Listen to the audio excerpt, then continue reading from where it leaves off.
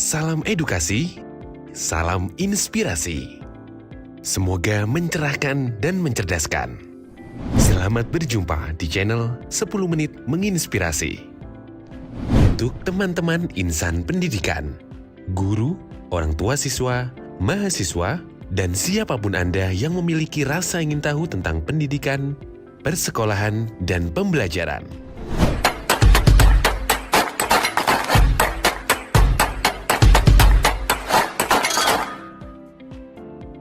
Topik kita pada episode kali ini adalah revolusi artificial intelligence atau AI di dunia pendidikan. 12 panduan praktis untuk guru di era baru. Pada video kali ini, saya dengan bantuan personal chatting asisten saya Jarvis, saya akan berbagi panduan praktis teknis tentang penggunaan teknologi kecerdasan buatan atau AI dalam menghadapi era pendidikan baru. Jadi, langsung saja mari kita mulai. Pertama, kenali lebih dalam tentang teknologi kecerdasan buatan atau AI. Artificial Intelligence adalah sebuah bidang dalam ilmu komputer yang berfokus pada pengembangan komputer atau sistem yang dapat melakukan tugas-tugas yang biasanya memerlukan kecerdasan manusia. AI bertujuan untuk memberikan kemampuan kepada komputer untuk berpikir dan belajar serta membuat keputusan yang cerdas seperti manusia. Tentu didesain, disetting, diinput oleh para programmer. Dalam konteks yang lebih sederhana, AI ini adalah dapat dianggap sebagai kemampuan yang dimiliki oleh komputer untuk meniru cara kerja otak manusia. Misalnya, AI dapat digunakan untuk mengenali wajah dalam foto, memahami bahasa manusia, menganalisis big data secara tepat, atau bahkan berinteraksi dengan manusia melalui chatbot. Sederhananya, kita bisa menganalogikan sebagai berikut.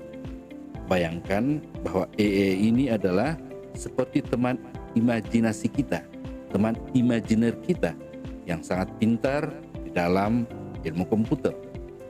Teman kita ini bisa belajar dari apa yang dia lihat dan apa yang dia dengar, tergantung input yang diberikan dan dilatih oleh programmernya atau computer scientist. Sama seperti kita ketika kita belajar pada guru, pada dosen, atau pada teman atau sumber-sumber lainnya.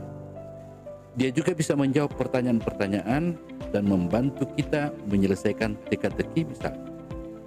AI ini seperti otak cerdas yang bisa membantu kita menemukan jawaban untuk pertanyaan-pertanyaan kita. Jadi AI adalah seperti teman imajinasi kita di dalam komputer yang sangat pintar dan bisa membantu kita merespon dan memberikan jawaban atas pertanyaan-pertanyaan kita. Nah, mungkin ada kekhawatiran dari teman-teman guru. Nah, apakah AI ini hadir kemudian berpotensi menggantikan kita sebagai guru, menggantikan peran-peran edukatif kita, atau dia hanya bisa membantu? Tidak usah khawatir, AI sampai saat ini belum bisa menggantikan peran kita sebagai guru secara utuh, teman-teman sekalian.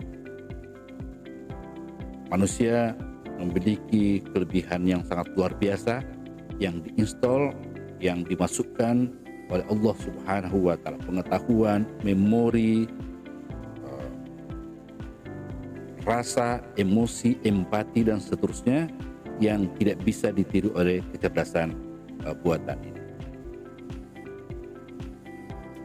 Bahkan kecerdasan buatan atau AI dapat menjadi teman terbaik kita dalam dunia pendidikan yang selalu berkembang. Nah, banyak pekerjaan kita sebagai guru atau dosen yang dapat dibantu oleh AI ini, sehingga ya tentu bisa membebaskan kita untuk fokus pada apa yang seharusnya menjadi prioritas kita. Tidak lagi disibukkan atau dihabiskan waktunya untuk hal-hal yang teknis yang sebenarnya bisa digantikan oleh AI.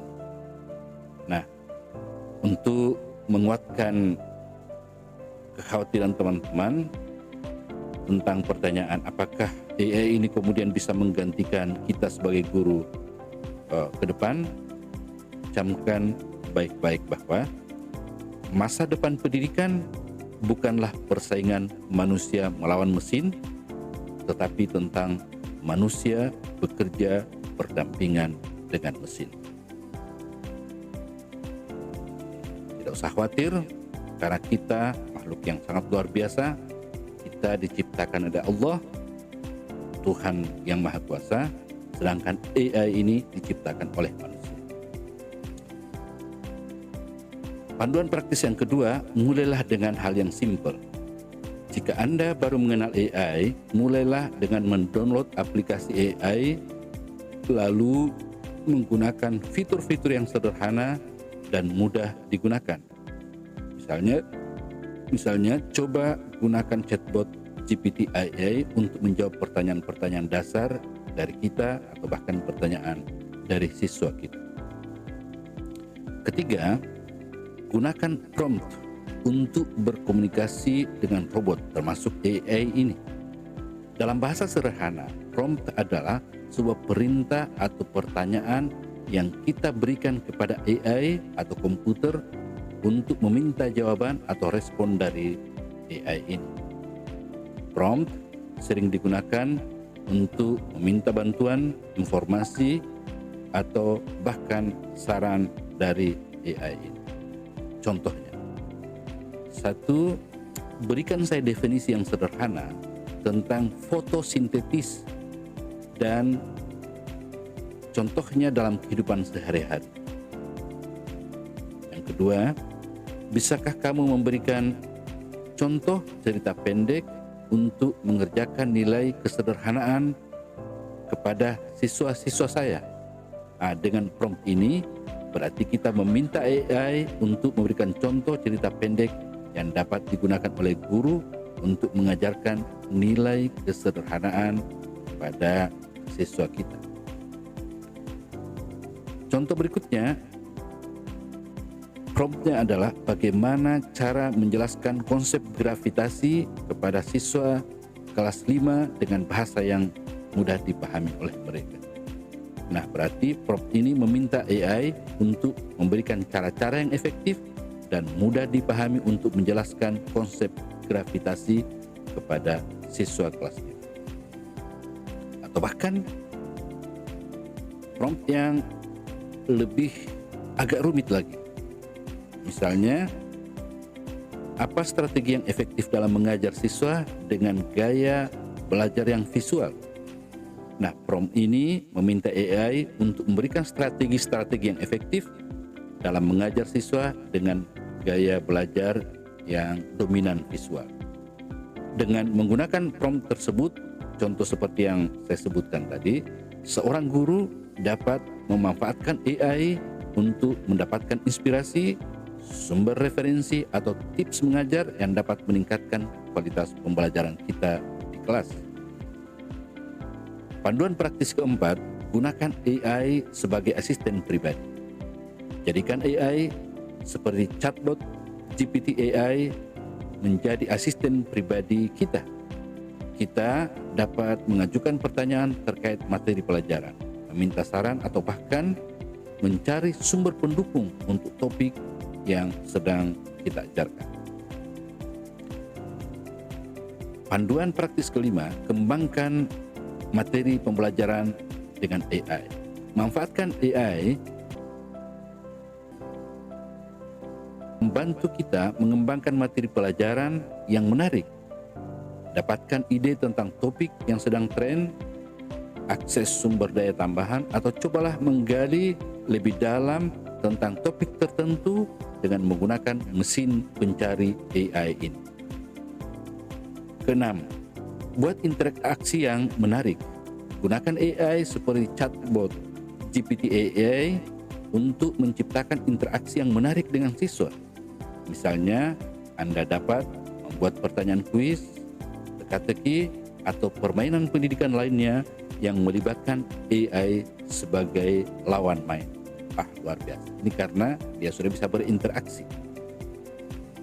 Yang ketujuh, bantu siswa dalam tugas dan latihan dengan AI tentunya.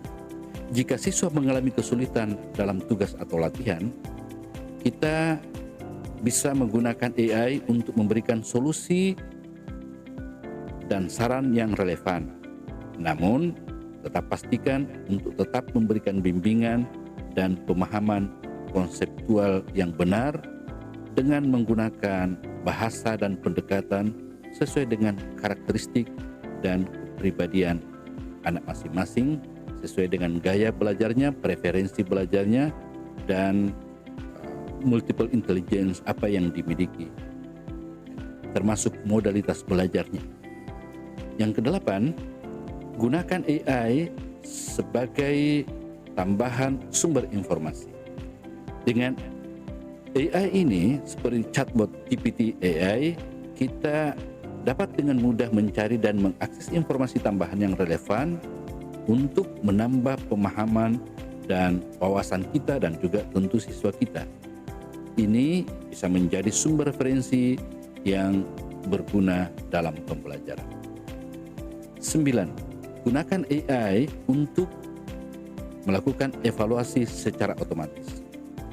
Manfaatkan AI untuk melakukan evaluasi otomatis terhadap karya siswa, seperti tes pilihan ganda atau penilaian berbasis teks. Ini tentu dapat menghemat waktu kita dan memberikan umpan balik secara tepat pada siswa berdasarkan hasil pekerjaan. 10. Manfaatkan AI untuk bimbingan dan konseling siswa.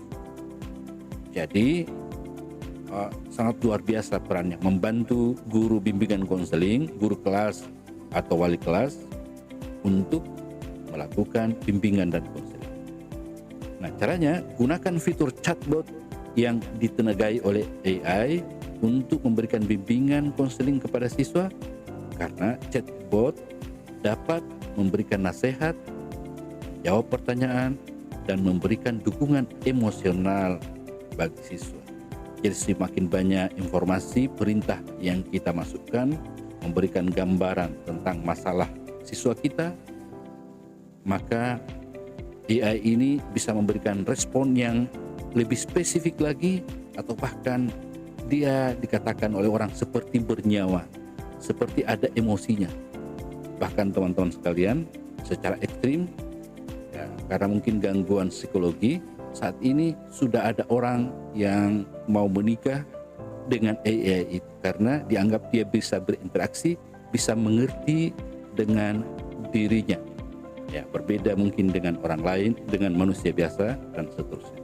Entahlah, tapi itu tentu saja kelainan psikologi. Yang ke-11, bandingkan hasil belajar siswa dengan AI ini.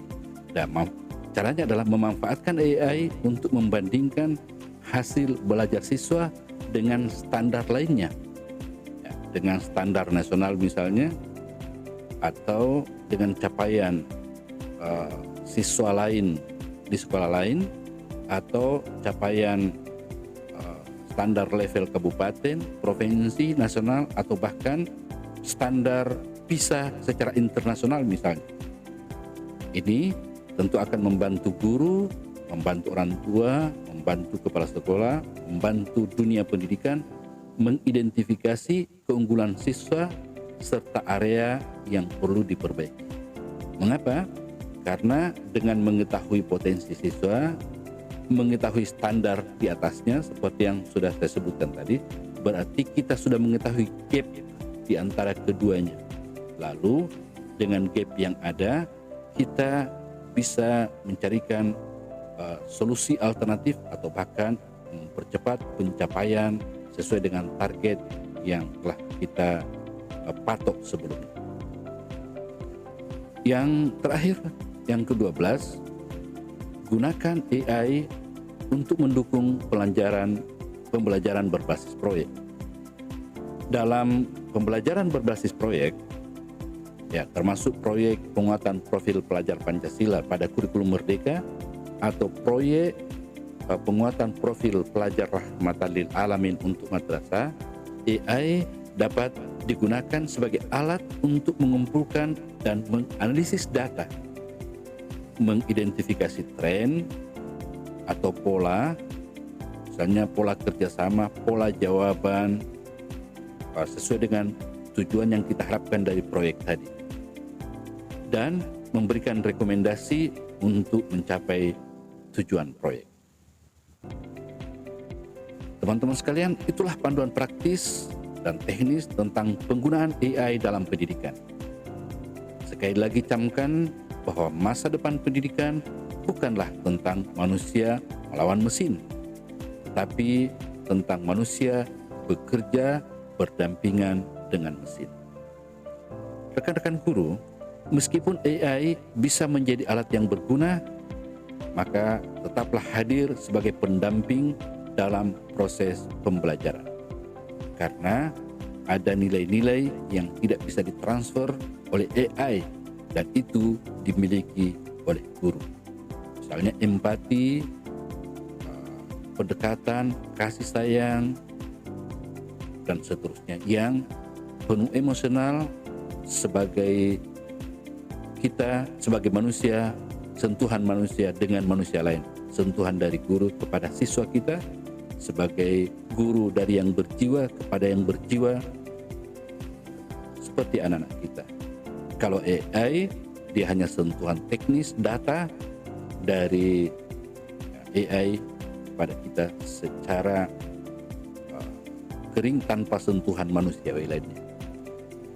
Maka jadikanlah AI sebagai alat bantu yang bisa membantu kerja-kerja kita, tetapi tetaplah berperan aktif dalam memberikan panduan, menyampaikan nilai-nilai, dan menciptakan lingkungan pembelajaran yang menyenangkan.